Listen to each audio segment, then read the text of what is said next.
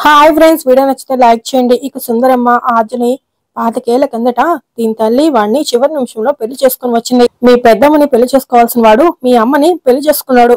ఇప్పుడు రామలక్ష్మిని కట్టుకోబోయేవాడిని నువ్వు చేసుకుని వచ్చావు. అప్పుడు మీ అమ్మ చేసిన పనే ఇప్పుడు నువ్వు చేసావు. మా కుటుంబం మీకు ఏం అన్యాయం చేసింది, ఏం చేసింది అని సుందరమ్మ అడుగుతూ ఉంటుంది.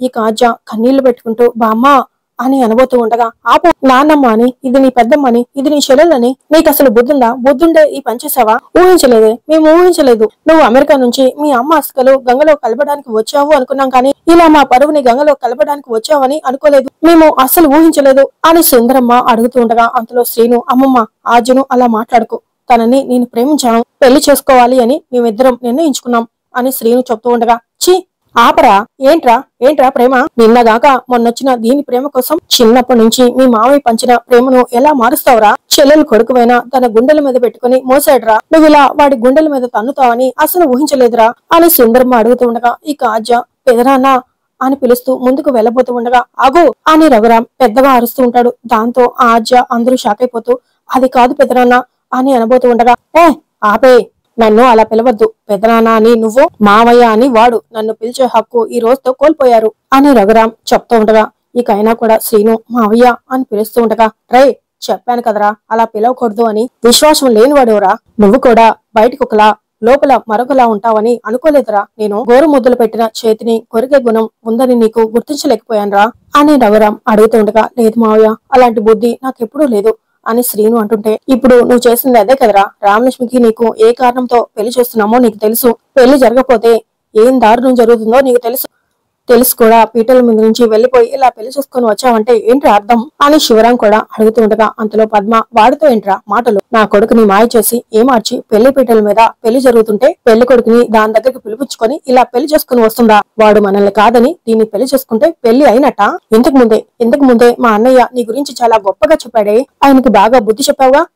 ఇప్పుడే ఆ తాళి తెంచేసి వాడితో నేను రామ మెళ్ళలో 3 ముళ్ళు వేయిస్తాను అని చెప్పేసి అంటూ చాలా ఆవేశంగా వచ్చి పద్మ ఆజిమడిలో తాళి పట్టుకుని లాగబోతూ ఉండగా, అంతలో రామ వచ్చి పద్మ చేతిని పట్టుకుని అడ్డుకుని, ఒక్కసారి మెళ్ళలో తాళి పడ్డాక ఎవరు అవునన్నా కాదన్నా వాళ్లే భార్యాభర్తలవుతారు అని రామ అంటుంది.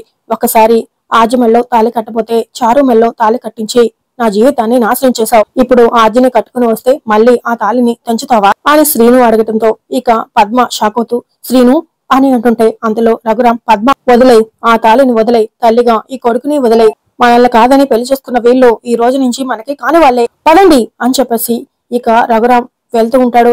ఇక రఘురాం వెనకే అందరూ కూడా వెళ్తూ ఉంటారు. జానకి మాత్రం వెళ్లకుండా ఆర్జ శ్రీను వైపు చూస్తూ ఉంటుంది. ఇక మరోవైపు అందరూ ఇంటికి చేరుకుంటారు. రఘురాం చాలా కోపంతో రగిలిపోతూ ఉంటాడు. అంతలో సుందరమ్మ, రామలక్ష్మి, ఏంటి ఇది? నీకే ఇలా ఎందుకు జరుగుతుంది? అసలు ఆ దేవుడు నీ జాతకంలో పెళ్లి రాత రాశాడా లేక రాయటం మర్చిపోయాడా? నీ పెళ్లికి అన్ని ఏర్పాట్లు అయ్యాక ఆఖరి నిమిషంలో ఆ శౌర్య నిన్ను పెళ్లి చేసుకోకుండా వెళ్ళిపోయాడు. ఈ రోజు ఇంట్లో మంచితోనే పెళ్లి జరుగుతుంది అనుకుంటే 24 గంటలు కూడా అవ్వకుండా ఆ శ్రీనుగాడు ఆఖరి నిమిషంలో పారిపోయి పెళ్లి చేసుకుని వచ్చాడు అని సుందరమ్మ అడుగుతుండగా, అమ్మా నువ్వు ఎన్ని మాటలైనా అను, నా కొడుకును మాత్రం అనకు అని పద్మ చెప్తూ ఉండగా, ఇంకెవరనాలి, దీన్ని చేసుకుంటాను అని మాటిచ్చి ఇంట్లో ఉన్న అందరినీ మాయ చేసి తాళి కట్టేసి వచ్చిన వాడిని ఏమనాలి అని సుందరం అడుగుతూ ఉండగా, అదే అంటున్నా, నా కొడుక్కి మాయలు మంత్రాలు తెలియవు, అన్నయ్యని అభిమానించడమే తెలుసు. అలాంటిది అన్నయ్య మాటని కాదని వాడు ఇంత పనిచేస్తాడు అంటే అది వాడికి పుట్టిన బుద్ధి కాదు, ఆ ఆజు పెట్టిన మంటే అని పద్మ అంటుంది. ఇక రామలక్ష్మి, నానమ్మ, అత్తయ్య నాకు రాసిపెట్టి లేదేమో, అందుకే ఇలా జరిగింది. నా వల్ల మీరిద్దరూ ఒకరినొకరు మాటలు అనుకోవద్దు అని చెప్తూ ఉంటుంది.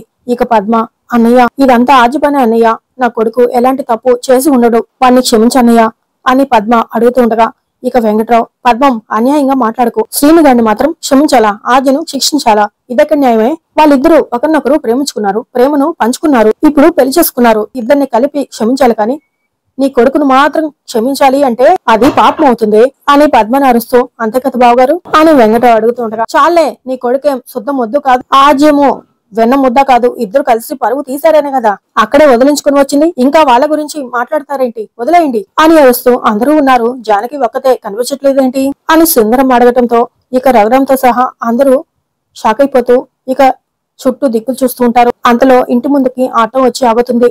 ఇక జానకి ఆటోలోంచి దిగుతూ ఉండగా, అదేంటి అక్క మనతో పాటు రాకుండా వెనకొస్తుంది అని పార్వతి అంటూ ఉండగానే, అంతలో జానకి ఆటోలోంచి దిగ్గానే వెనకాలే ఆర్య శ్రీను కూడా దిగటంతో ఇక వాళ్ళని చూసి ఇంట్లో వాళ్ళందరూ కూడా ఒక్కసారిగా షాక్ అవుతూ ఉంటారు. ఇక అంతలో శ్రీను ఆర్య చేతిని గట్టిగా పట్టుకుంటాడు.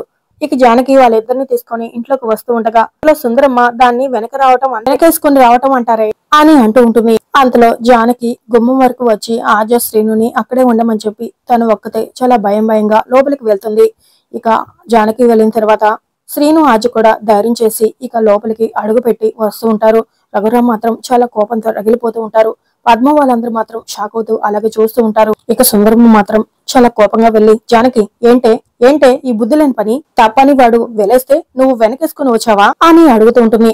నేను తప్పుని వెనకేసుకుని రాలేదత్తయ్య, మన వైపు తప్పు ఉండకూడదు అని వాళ్ళని తీసుకొచ్చాను అని జానకి చెప్తూ ఉండగా మన వైపు తప్పు అంటావేంటి వదినా, వాళ్ళు పెళ్లి చేసుకుంటే అని శివరాం అడుగుతూ ఉండగా అయ్యుండొచ్చయ్యా, కానీ వాళ్ళకి మాత్రం దిక్కు ఎవరున్నారు, వదిలించుకుంటే వాళ్ళు ఎక్కడికి పోతారు అని జానకి అడుగుతూ ఉండగా ఎక్కడికి పోతే నీకెందుకే, రఘు అవేమీ ఆలోచించకుండానే మాట్లాడా అని సుందరం అడుగుతూ ఉంటుంది.